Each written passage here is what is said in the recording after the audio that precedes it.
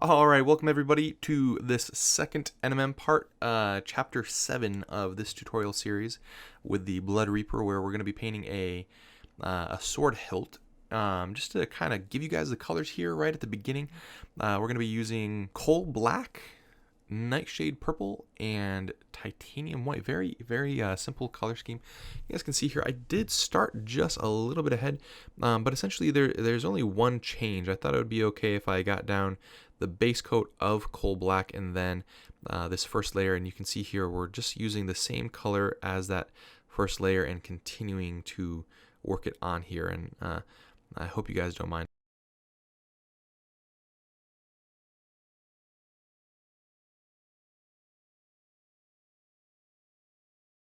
And again, here we're just going to be using that exact same layering process. I know I've been really drilling this with you guys, but I hope you guys are seeing how effective it is. I hope you guys are practicing at home.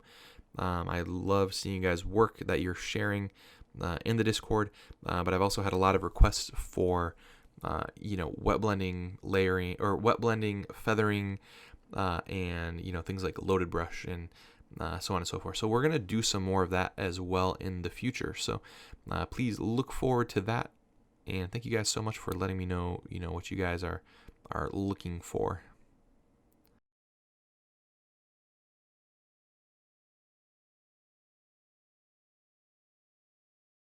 Very slowly but surely mixing in more and more titanium white here, and just building up these layers. You can tell we're using a little bit more of a textured stippling type of technique. We're using layering here and there, kind of some, we're still using the fundamental principles of layering, but the way that we are utilizing them is different. We can kind of use this textured stippling, we can use the push method, and so on and so forth. So something that's important with stippling though here, and you can see me doing, is that whenever you build up the color, just use a little bit of it into the dark side. And again, it's kind of like that yin and yang that we were talking about in the last tutorial, how you really need light compared to the dark, and you also need dark to be compared to the light in order for them to feel like it's something that's very high contrast. And when we see that very high contrast, generally our eyes are going to give us the perception that, hey, this is something that's reflective, and it's very useful trick and tool, not only for NMM but for a lot of other materials and surfaces and so on and so forth. Metal is not the only thing that is highly reflective. Other examples, and I talk about this other times, are things like hair, things like clothing, even specifically silk, and so on and so forth. So learning these NMM principles of high contrast and shape and light and everything, they will never fail you. I can promise you that.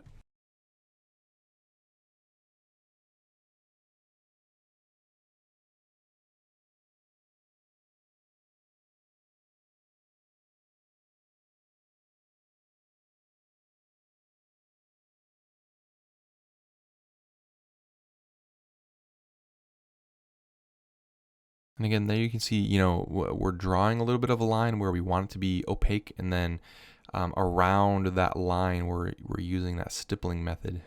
You probably also notice the smaller the subject gets, the more controlled that we're going to be with either the layers or the stipples.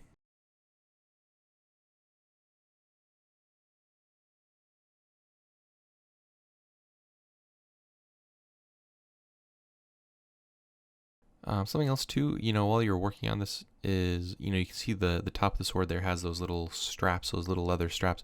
Don't worry too much about getting paint on them or not. If you want to be very clean, you can, but just remember that you can always come back with a base coat, especially a darker base coat.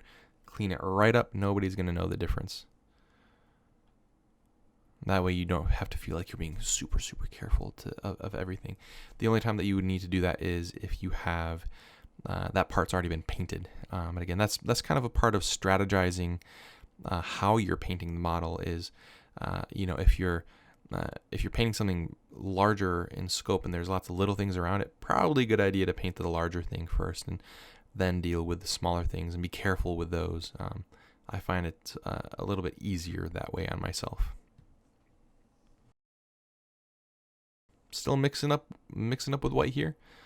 I try to keep these processes somewhat minimalistic. Again, I like to do this, and then I like to glaze in colors and tones and so on and so forth.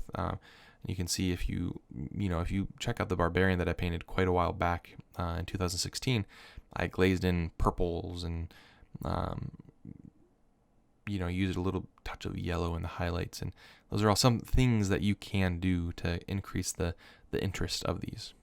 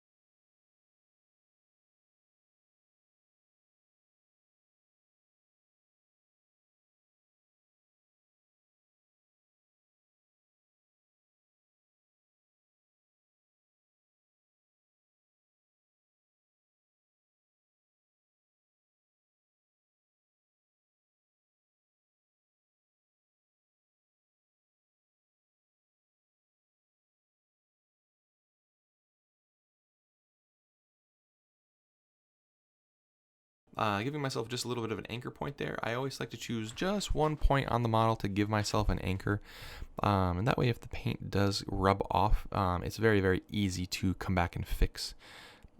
You can also see here that I am actually using just a little bit of feathering to, I forgot to put a highlight layer down there, and we're just putting some down, spreading that paint around, and then we're gonna, come back here and continue to refine it.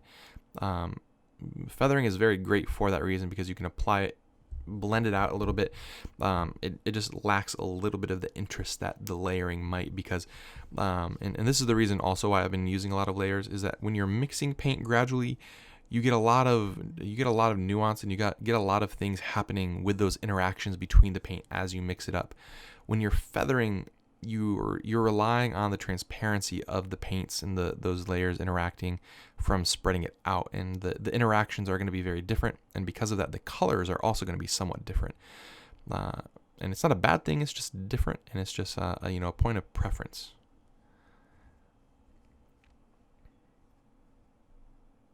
Using very, very bright tones now. I think we're getting very close to a pure white.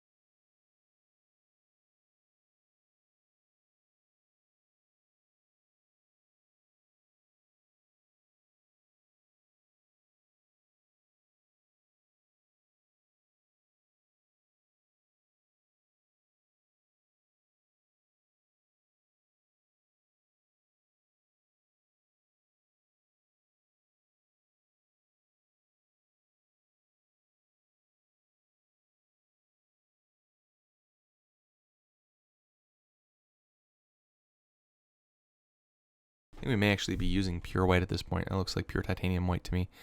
And just kind of going around, really, really punching that contrast. Really, yeah, it's like what we talked about in the sword tutorial. We have to use pure out of the pot white in order to push that contrast where we want it to. And I know this may make a few of you guys uncomfortable. What I would say in regards to that, though, is that if you do this, you can always come back from it with glazes. That's the big benefit of doing this. And also, if you don't want to, hey, you have that full contrast. You have that big pop of brightness, and it's always a nice thing. Reflective surfaces are bright generally, and so if we are showing that, then we're ahead of the game.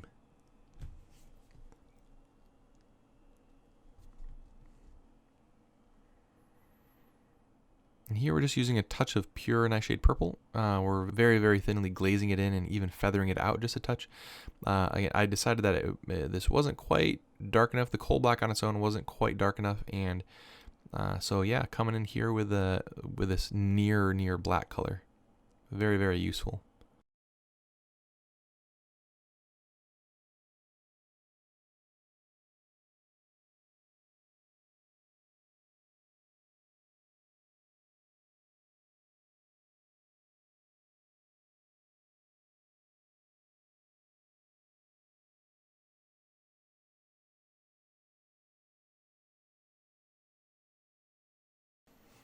Very carefully pushing it into the places that we want it to be.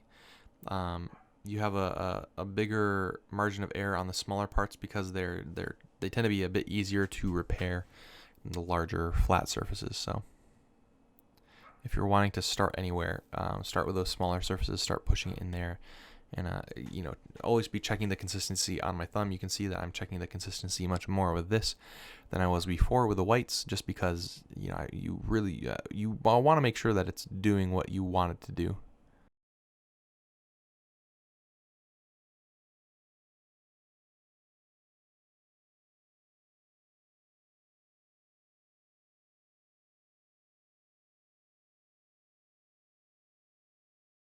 And coming in here and base coating some of these shapes, I do find this very important. When you get to that 80-90% point of the material being completed, come back in and base coat those other objects.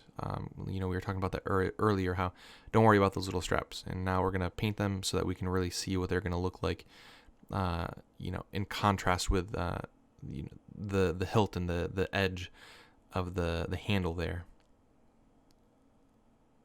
I would just pick a general tone. You can I use a very dark purple. It's that nightshade purple. You can mix black into really, I would say, the key color of the miniature. About 50-50 with that in black, and then use that to base coat things. It's going to give you a good range of contrast.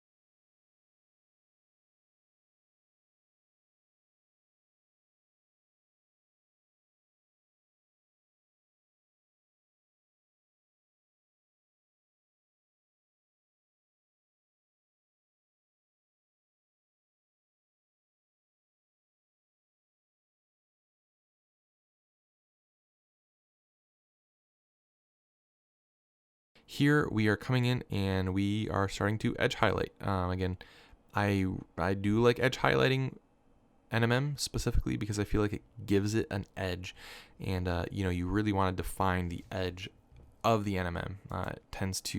It can very easily get lost in the rest of the miniature, and you don't want that to happen. So even getting the inside there, I know it's kind of not the greatest angle for seeing it, but you can see it there one more time.